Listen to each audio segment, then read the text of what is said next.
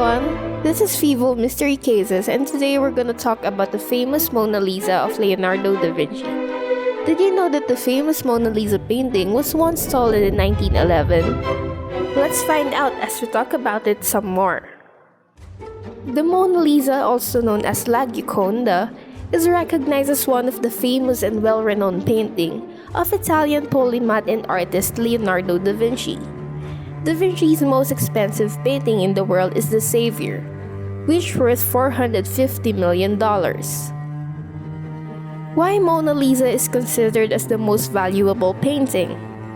Because only as long as it is sold, it will be much more expensive than The Savior, valuing $830 million. It is said that this painting will be bought by a Saudi crown prince, and it will be displayed in the Louvre Museum in Abu Dhabi. The Louvre is known as the world's largest art museum with the highest and stern security art gallery. But in such tight and guarded status, Mona Lisa was once stolen in the history. In fact, the French government did not disclose much information about this matter. On August 22, 1911, a French painter, Louis Barraud, went to the Louvre Museum for a copy, but he found out that Mona Lisa is not on the usual wall where it is displayed. It was the guard who said that the painting must have taken for a promotional event. After several hours of waiting, he then asked a staff member asking when will the painting be returned. Only then that they discovered that the painting might be lost or stolen. Immediately after the incident, the Louvre Museum was blocked and the police immediately intervened and began investigating the matter. The thieves behind this fraud are Vincenzo Peruggia, Eduardo de Valferno, and Michel Lancelotti. Eduardo de Valferno was said to be the mastermind of the heist. He allegedly commissioned French art restorer and forger Yves Chaudron to make 6 copies of the Mona Lisa, readying them to be shipped out for the buyers he had lined up. Who was Eduardo de Valferno? Born in a very wealthy family in Buenos Aires, Argentina, Valferno was acquainted with art ever since he was a child. He grew up in the art circle and is quite proficient in art. His family owned a business, but Valferno was a reckless man, doing all kinds of profligacy. One of his family members couldn't bear it anymore, so they kicked him out of the business and said to make a living by himself. He used his painting skills for a living. He made some paintings in his own hands and sell them. His painting can still be sold for some price, but the income is not enough for him. Selling and selling, he thought about the idea of forging famous paintings and then selling it for an expensive price, claiming it as the original copy. He then found a French master art forger, Yves Chaudron. This person is particularly good at copying famous paintings, to the extent that even experts cannot distinguish between what's real and what's fake.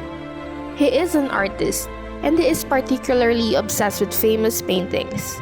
Valferno once asked Chaudron to imitate a large number of famous European paintings to sell it to the United States. Eduardo, being a well-known personality because of his rich family, many people would eventually recognize him. Some of the buyers of Chaudron's French paintings thought the paintings were real. He then sold a lot of paintings, relying on this way to make a lot of money.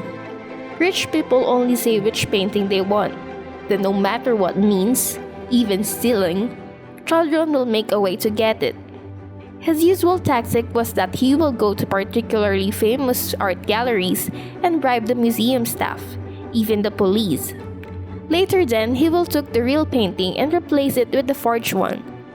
He would enlist a reporter in a newspaper company to write an article in the news to say that the real painting was lost and stolen, so people wouldn't clearly recognize that he was the mastermind behind it. Valferno thought of doing something colossal. That is, to forge and steal the famous Mona Lisa. Chaudron came to France for this. He went to Louvre every day to study every dye and details of the painting. During this time, Valferno looked for keen buyers of the Mona Lisa around the globe, and one day, Upon searching, he met two workers who've previously worked on Louvre Museum. That is Perugia and Lancelotti. It took almost a year of planning time before they finally established a stiff strategy to steal the Mona Lisa.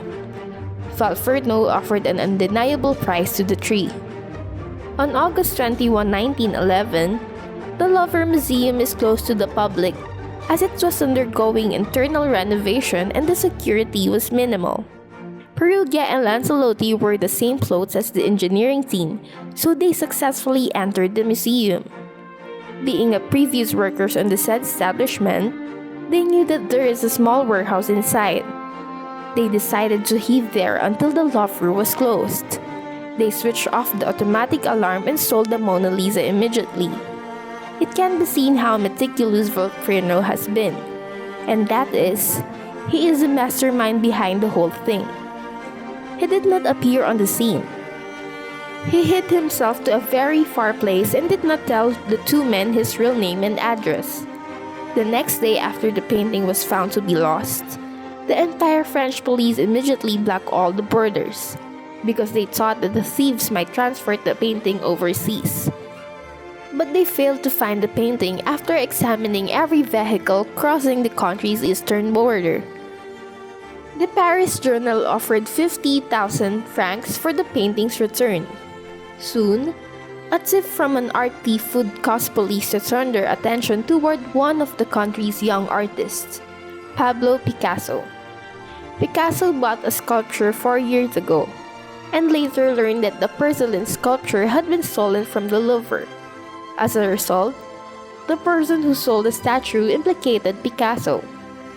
Picasso later confirmed that he didn't know about it. People immediately suspected Picasso was the mastermind behind the sudden disappearance of Mona Lisa, but they certainly had no evidence. Eventually, it became a headline. After the heist, Valferno went back to the United States and sold 5 fake paintings and then went to Brazil to sell paintings to the Brazilians. He made a total of $40 million. The converted painting cost $3.2 billion. He also went to North Africa because that country did not have any extradition treaties with France and the United States at that time. The police would not go to North Africa to arrest him, so he made it his hiding place. Valferno didn't come to get the painting. This made Perugia and Lancelotti very strange.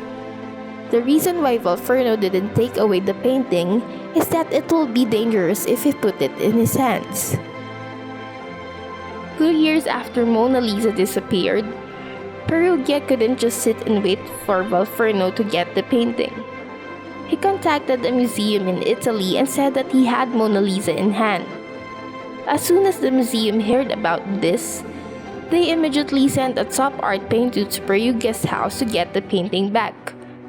As soon as it was confirmed authentic, the police immediately went and arrested Perugia, which caused a huge fuss throughout France and Europe. After the Italian government retracted the painting, they decided to return it to Louvre in France. However, the Italian government requested that the painting be displayed throughout Italy because it was painted by the Italian painter Leonardo da Vinci. Perugia suddenly thought, alas, it was an opportunity. So during the trial, he insisted that he had stolen the painting just to bring it back to Italy. He had never considered making money at all and no one had instructed him to do it. That is, he fulfilled his purpose alone. The only purpose is to bring the painting back to Italy. During the trial, the prosecution raised different opinions.